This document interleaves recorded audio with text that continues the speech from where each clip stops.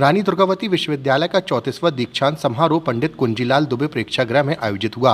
मुख्य अतिथि उच्च शिक्षा मंत्री डॉक्टर मोहन यादव अभ्यर्थियों को शोध उपाधि और स्वर्ण पदक का वितरण करने के लिए पहुंचे थे। साथ ही राज्यपाल मंगूभाई पटेल तय कार्यक्रम में ऑनलाइन वर्चुअली जुड़े, तो वहीं दोनों पैर से विकलांग कटनी निवासी शैतान सिंह भी शोध उपाधि लेने पहुंचे। इन्हें राजनीति शास्त्र विषय में शोध कार्य के लिए उपाधि दी गई। दिव्यांग होने की वजह से शैतान सिंह को व्हीलचेयर पर मंच के पीछे से विशेष रूप से लाया गया। 25 नवंबर 2021 से 15 दिसंबर 2022 तक गृह विज्ञान संकाय की पीएचडी पाठ की।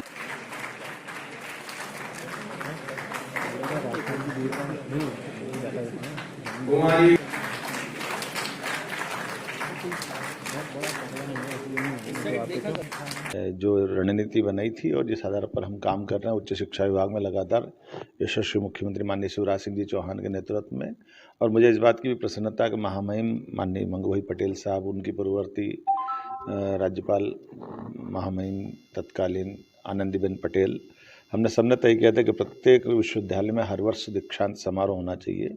उसी क्रम में आज हमने ये अपना विश्वविद्यालय रानी दुर्गावती का दीक्षांत समारोह भी तय किया। उसका मैं आज खुद अटेंड करने आया हूं और मैं उम्मीद कर रहा हूं कि जो हमने कहा गुणात्मक शिक्षा देने के लिए शिक्षा के साथ दीक्षा भी जरूरी है और दीक्षांत हर वर्ष होना चाहिए, और सत्र में हो जाने के कारण से विश्वविद्यालय की गरिमा बढ़ती है, प्रतिभाओं को आगे आने का मौका मिलता है, प्रतिभाओं को समाज के बीच सम्मानित करने से एक सकारात्मक संदेश भी जाता है।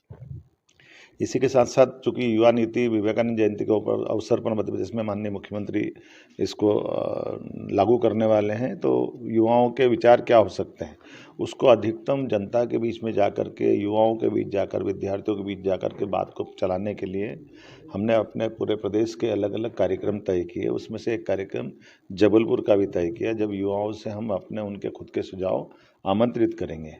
मुझे इस बात की प्रसन्नता है कि उच्च शिक्षा में जैसे देश में सबसे पहले हमारा मध्य प्रदेश आगे गया है, युवा नीति अनाउंस करने में भी हम सबसे आगे रहने वाले हैं। साथ ही साथ यहाँ भारतीय शिक्षण मंडल का एक वर्ग हुआ है, उस वर्ग का समापन होने वाला है। उस समापन के अवसर पर भी उनके संगठन मंत्री और पदाधिकारियों ने आग्रह किया, तो मैंने सहर्ष स्वीकृति दी है, क्योंकि भारतीय शिक्षण मंडल की अपनी एक अलग पहचान है और गुणात्मक शिक्षा को लेकर के स्वयंसेवी संगठन के नाते से वो काफ़ी अच्छा काम कर रहे हैं। हमारे पाठ्यक्रम तैयार करने से लेकर प्राध्यापकों की ट्रेनिंग तक, और स्वावलंबी तरीके से बगैर कोई सरकारी अनुदान लिए ऐसे देशभक्त जो संगठन होते हैं उनका अपनी एक पहचान होती है। विद्या भारती है, शिक्षा सुधार संस्कृति।